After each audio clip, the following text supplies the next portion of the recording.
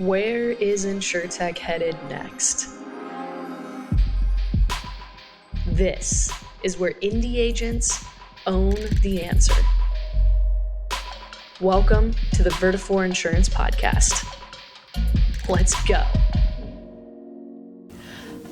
Guys, welcome insurance industry to season 2 of the Vertafore Insurance Podcast. I am so pumped to be here with you guys and our very special guest, whose name I'm going to announce in just a second. Hang tight. Just a quick heads up that if you're listening to this episode on your favorite podcasting platform, whether that's Spotify, iTunes, whatever other crazy, Stitcher, whatever other crazy platform you love to listen to podcasts on, just know that this is also being streamed on YouTube. And you can watch the video, you can scrub to your favorite parts, you can see all of our crazy facial expressions, see my crazy hand gestures and all kinds of stuff. So subscribe, check it out. It's something new that we're bringing to the Vertafore family of media launches. So with that, I'm excited to announce our guest here, Jess Butler. Welcome, Jess. Thanks. Great to be here. Awesome. Let me give you guys a little backstory on Jess, because I'm going to admit to you that I did, I LinkedIn stalked you last night. I know. I saw. I have that feature on.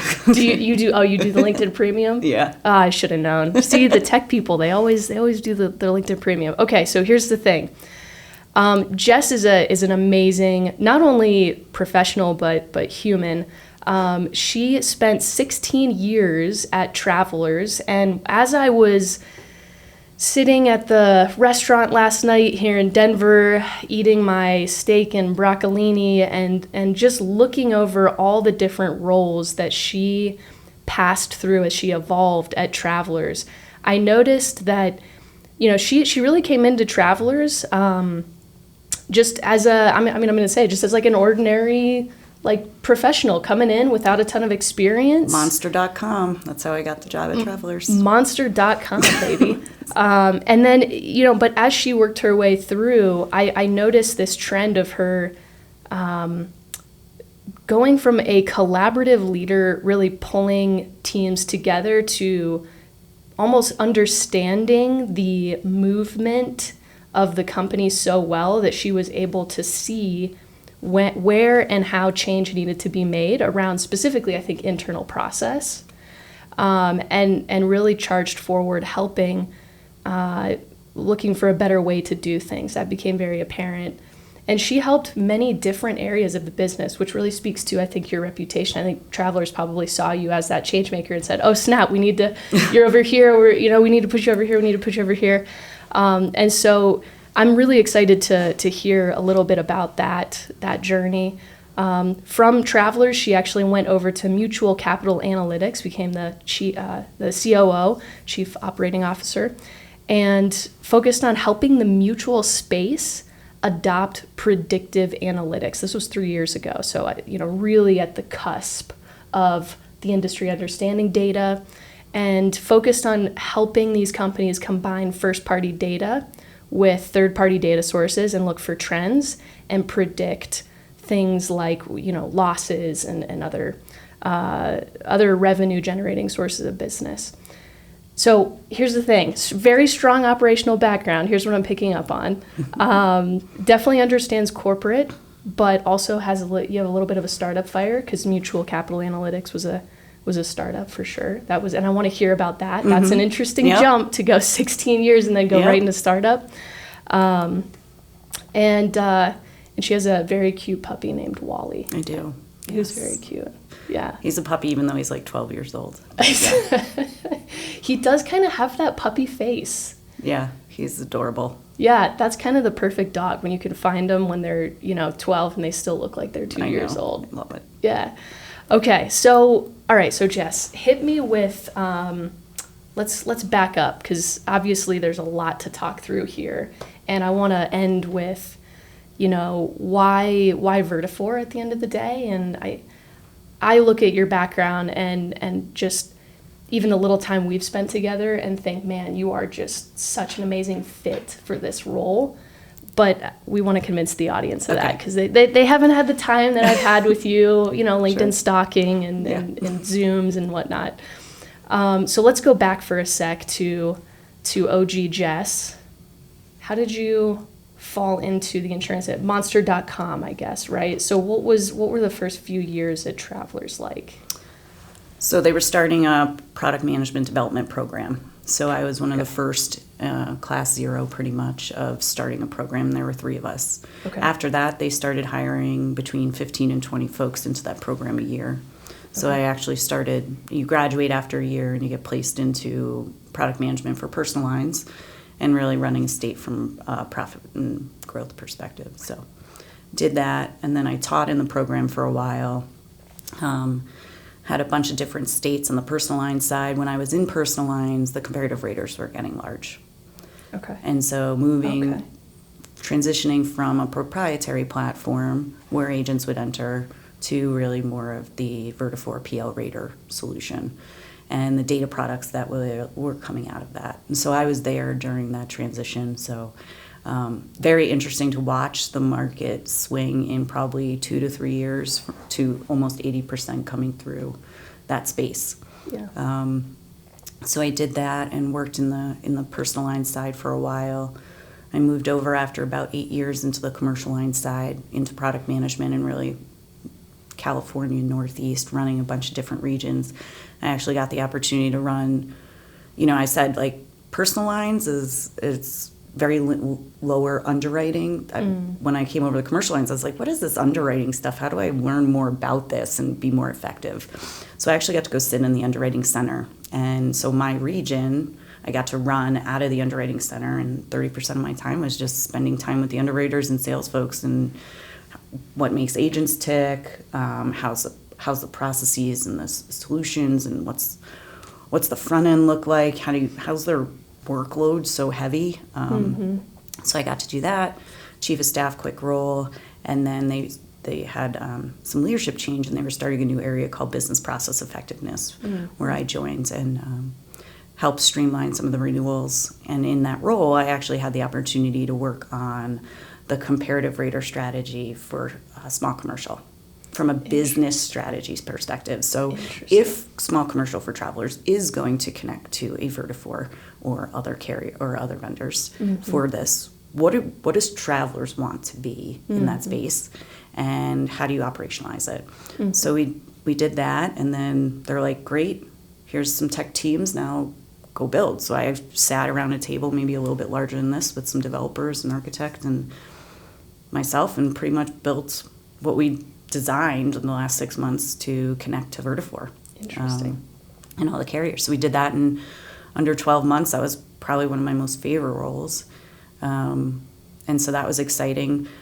But MCA came along and how often do you get an opportunity to be employee number 2? And be in on the ground floor. With funding, with a vision that, a preliminary vision that really met market and filled a gap.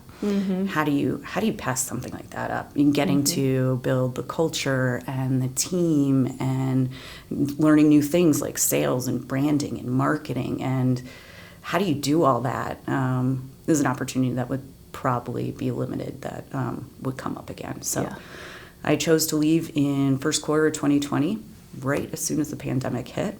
Dang. Okay, now I'm going to stop you there because you've just teased a lot. And I really want to dive into, I want to get to mutual capital analytics because I love data. I think it's fascinating.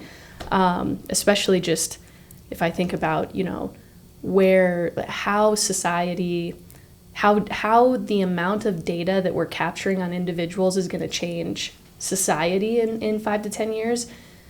Not just from an operational standpoint, but let me step back for a sec.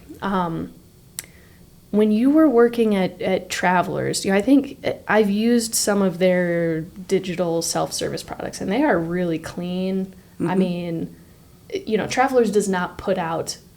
Let's put it this way. I think we can all admit that not every carrier that puts out a some sort of digital platform, self-service, product is as user-friendly, sort of easy to use, integratable. There's the level at which Travelers plays is definitely higher, I think, than a lot of others. So it's really cool that you were able to be in that environment and probably be with a lot of people that challenged you. So in terms, it sounds like you had a lot of experience specifically with the raters that were being built at Travelers. How, and I'm sure it's changed because, it's been a couple years since you've been there, but how did they think about like rater connectivity at Travelers, right? Because they obviously have their online platform where they can have an agent come, not take the AMS out of it. You can have somebody come and be on the platform itself. And then you're talking about they have this other product where they can connect the back end of that system to, PL Rater or, even other raters out there. As you were building these products, like how did Travelers think about, how they were attacking that space? I'm just curious. Yeah. I'd say, so from a commercial lines perspective and knowing this in the personal lines, from the personal lines world that I lived in, there are business capabilities from a technology perspective you need to build on the carrier side to manage your profit and loss, right? So how do you manage the front door? Do you want everything? Do you want some stuff? And what things do you want to validate on your side to make sure you're getting what you're getting? And so from a business perspective, you have 6 seconds max to send a request and response. So you have probably 4 seconds of technology time to figure out all the business things you want to do to make sure you're getting the right risk for the right price. So what are those things? And so that was what, as I say, the business strategy, that's what the business strategy was. What are those capabilities you want to build? And what are the most important ones? And how do we build it? It's something that's going to meet the SLAs. And so that was the fun part. I mean, it was like a puzzle. Well, and I don't think people recognize or maybe even technology is so available to us at our fingertips, and really good technology too. Sometimes it's easy to forget that simple is really hard. And, especially in the insurance industry, we have to pass so much data. It's not like we're rating, it's not like a house comparison site where there's 30 pieces of data. On the commercial side, it's huge. There's a lot. Huge. Hundreds of pieces of data that you have to ingest into, the Travelers quoting platform, calculate, and then spit back out. How difficult is that? Yeah, so it was like this Venn diagram. You had to kind of figure out, like, what did you need to rate? What did you need to underwrite? And then there's going to be like this, I would love to know this, but it's not really going to matter in the grand scheme of things. So it's all prioritization.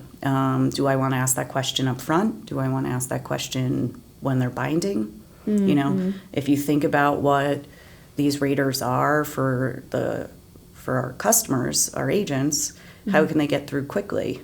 And so knowing that as a carrier, how do you position the questions in the right spaces or in the parts of the workflow? So it's all kind of just prioritization game and what's most important to the product. Yeah. Just out of curiosity, was Travelers ever worried about connecting to a platform like PL Rater or connecting into this sort of like comparison platform? On the personal line side, that's the way the market was going. And that was kind of, I'd say on the commercial line side, it wasn't if, it was how. Do you need a full bindable quote? Okay, well, then you got to ask like 600 questions. Okay, I'm making that up. But if you want a quick, hey, I might be interested and here it is, what are the priorities of questions and data elements to get? Interesting. So it's all like, that was the hardest part. And the tech teams told me, they're like, the hardest part about technology is business figuring out what they want. Yeah. Because and we can make it, it's sometimes overcomplicates. And how do you just kind of bring things back to be simple? Yeah. Interesting. Yeah. Okay, so So you had it made at Travelers. Like you sound like you're reading off a script in your head. You've done this a million times before kind of thing, right? Like you were there, you had a reputation built, you knew the business, you clearly found a niche you really liked. Then this opportunity comes along. Yeah. And once in a lifetime, ground floor employee number 2 with funding. But why mutual capital analytics? I mean, it sounds like there's some synergy with the data side of things. Yeah, so I'd say, Mutual Capital Analytics is a professional service company dedicated to mutual insurance carriers, which are typically on the smaller direct written premium side. So I've been at the national carriers, and how do we bring the capabilities that I built at a national carrier, how do we bring that to some of the mutual spaces? Mutual carriers, they serve their communities, they have really great niche markets, and how do we keep them to compete in the data and analytics world as things are moving so fast? So I'd say we are a data and analytics company, but we really solve business problems. We used to solve business problems with data and analytics, workflow processes, implementations. So we'd go in and one thing I've learned after working with over 25 different carriers, right? Everybody has similar problems, but they're all a little bit unique. And so either how it was implemented or what questions they ask and why and where they collect their data or the rigidness of architecture that they've selected. And so sometimes solving the business problem, you know what the answer is, but you need to be you're in their ecosystem now and trying to figure out how it works and how to actually implement those. And so that's what Mutual Capital Analytics does, is it works with in that space. And so I'd say everything I did at the national carrier Travelers, I did for mutual companies for the last 3 years. So it was very similar on pricing structure and rating analytics and comparative rater technologies, working with the Vertafore aggregate data for these guys to see where they are from a comparison point to market. And then what can you do about that? Once you know it, like how do you have actionable analytics to make the next move? And so that was what was the draw. And I got to, I didn't even have a laptop my first day. Literally, like, I didn't have an email address, so we had to get all that set up. So, but yeah, building from, the ground floor on infrastructure, technology, security, client base, getting to know the industry and the market, and then also just hiring talent. And one of the things was great about MCA is the team and the cohesion of the team. You weren't just hiring for one spot; you were hiring for the team, and so culture is really, really important to me. Yeah. And I would say that's one thing that I really loved about MCA, the work they did with the carriers, but also the team and the people are great. Yeah. Yeah, I would say if I look back in my career, every move that I've made pretty consistently for the people in the room as opposed to the company. And, I'm not saying that that's the best or right way to do it, but it has lended itself in my favor, I think, a few times. So I can see that. I agree with that. Yeah. And so when you think about Vertafore, I don't know if we're going to, but, the work's the work, but it's the people that make the difference. And so, when the opportunity came along and MCA is in a great spot now, it was like, okay, well, the work, yes, that's extremely interesting. Now let's talk about the people. And I want to meet. I've gotten to work with Vertafore folks in the past at Travelers, at MCA, and I loved them. Still love them. And then getting to meet some of the leadership was pretty fantastic, and that's kind of what made the decision. Yeah, that makes sense. Okay, so 3 years at MCA, and then decided to come to Vertafore. What was it like being in? I'm just curious about that mutual carrier space, because what you guys were doing. I mean, I think back 3 years ago. I think the technology conversation was somewhat mature and sort of. We were on the cusp of the data conversation, big data and AI, and you were starting to see that pop up more and more in marketing materials and trade publications at conferences. So did you ever feel like you were ahead of the curve in any way with these companies, or did you feel like you pretty much nailed timing on the head in terms of starting that company? I think timing, it worked great. Okay. Even though we started right as the pandemic hit, I'd say there was very limited impact. It actually allowed us, everybody was home, so allowed us to meet a bunch of different carriers but then we didn't have the deep relationships. And the mutual space really has deep relationships. Right. So once you can get out, you have the visibility. Mm-hmm. Now how do you make these deeper relationships and continue to move forward? So I'd say that. What was the other question? Well, I guess I'm curious, when you were going under the hood and going behind the scenes, seeing what technology they were using, And data that they were looking at, right, or workflows that their underwriters were doing, or right, how often something was, we'll call it straight through processed without an underwriter touching it. And we work on the MCA works on the personal and the commercial line side, so you have to kind of solve business problems across both. I'd say there's definitely a need for market in that space to help with the analytics. I think a lot of folks are like, we want to do analytics, but we don't know what that means. That was my question, was like, okay, so that, yeah, because a lot of the timing, I think back, I guess, I don't know, 5 to 7 years ago. If I think back 7 to 10 years ago, like when I first got into, and my dad owns an insurance agency, so I've been in the space for a long time, but really started my professional career was right when the InsurTech conversation was happening. And, then of course it's, okay, technology is important, we should consider it. And then it became, oh no, we really need to invest in this. And you saw all these carriers spending, they weren't updating their buildings, they weren't hiring team, they weren't innovating on product, they were rehauling all of this tech debt that they had. And so I was just curious, when you guys started this predictive analytics, that is relatively innovative tech in the insurance, in the world at large, but also for sure in the insurance industry. So, were these guys far enough in their tech, transformation that they were able to say, okay, yeah, this is the next step. We're ready for this. We actually, when I worked there, encouraged companies as they were going through their tech journey to engage with MCA. Because it's easier to make business decisions while you're doing it, while you have the hood open. That makes sense. Where do you want to be from a business strategic perspective, and then what actually do we need to from a capability perspective? And as you have it open, let's figure out how to adjust there. And and then from there you can really start to help them structure how they should be capturing their data and thinking about it longer term.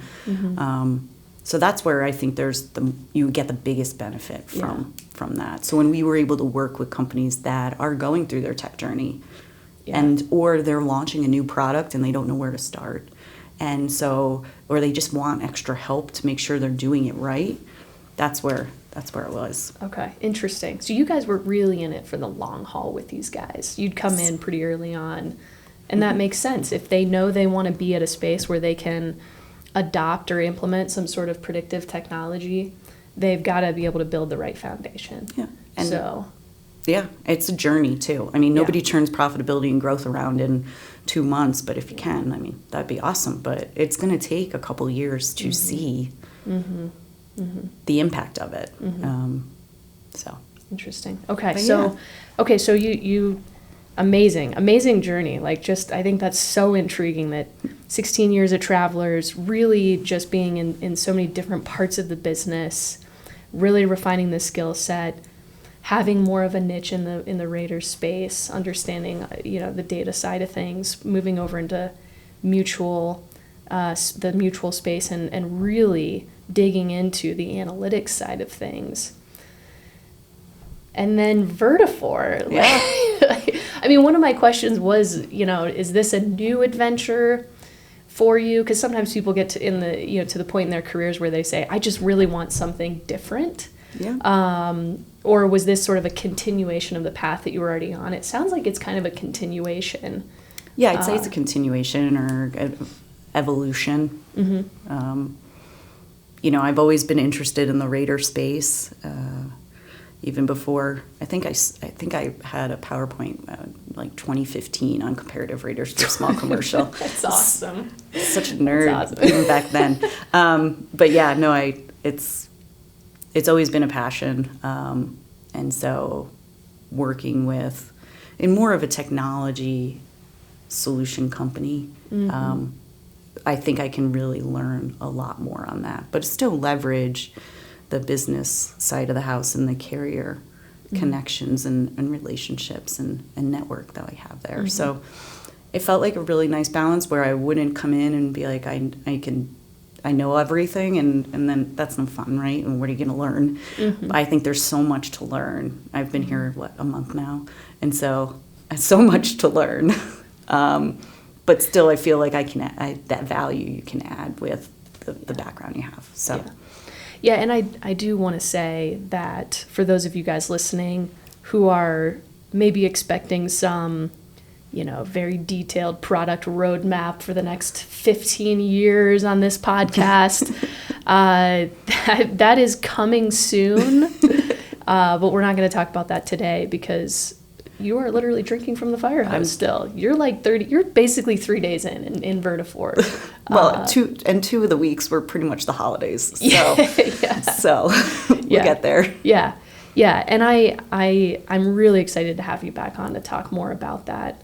But I was mostly curious for people to get to know you and get to understand your background because, look, Dave Acker's been here forever. I mean, he's the man. He is the capital T, capital M. And I know he's been trying to retire, but these products are his baby at the end of the day. And I don't think he was going to give them up to anybody. He would have stayed another 20 years if it wasn't the right person.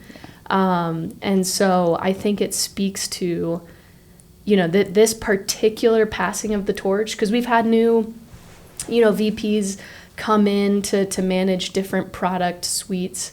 But I think this product suite in particular, it's a very meaningful passing of the torch, which makes it very exciting. I know. And it's Dave's done a phenomenal job. Team is awesome. I love spending time with the team. And Dave's staying here for the first quarter part-time to make sure the torch is passed appropriately, which I very much appreciate. So I think, just to really set up for success, I think it's gonna grow great. Yeah. Awesome. Okay. Well, I do want to ask one last question. And that's really just not less around like the products themselves, right? But more around how we define the products, I guess. Right now we call them, market connectivity. And I think that term connectivity is really interesting because it's grown up a lot in the last, for sure in the last 3 to 5 years, as the development of, APIs has come about, as carriers have moved off of legacy platforms and started building out API connections, as agencies are getting really creative and saying, wait, can I just connect my realtor's platform with my, sales platform so that I can ingest these leads automatically without having to get some Excel spreadsheet or a Word doc or an email? Can I automate, part of these things? How, I guess, really just agree or disagree, like, do you feel like there's a moment in time here where Vertafore might redefine how we see, just rating and connectivity in general? Yeah, absolutely. I think market connectivity means so much more than just the agent to the carrier. You have so much information out there on folks. Think about your connected car. Think about, the data sources that you can get information from. Think about those sales pipelines real time. And so I absolutely think that over time, continuing to advance what market connectivity means. to Vertafore and to our customers. Awesome. Oh my gosh, I'm so excited. I'm pumped. Well, Jess, thank you so much for coming on. I appreciate it. Thanks for having me. Yeah, and I look forward to touching base with you in another couple months to see where things are at. Just try to get my feet under me. And try to just drink slowly. The fire hose is a lot. So yeah, I got it. No, awesome. I'll get my feet under me, and I'll come back and we can talk more about the products. Awesome. Thanks so much. Awesome. If you haven't yet been to Austin, Texas, between May 7th to the 10th, consider this your official invitation. Accelerate is the largest gathering of Vertafore users from around the country. And no matter if you're looking to be challenged by hearing the stories of successful owners who did things a bit differently, see cutting-edge solutions thanks to the implosion of the InsurTech ecosystem, or learn how you can maximize your current Vertafore tech stack, Accelerate has it all. So go to accelerate.netview.org, put it in your phone, put it in your computer, wherever you are, accelerate.netview.org, grab your ticket, and join us in the live music capital.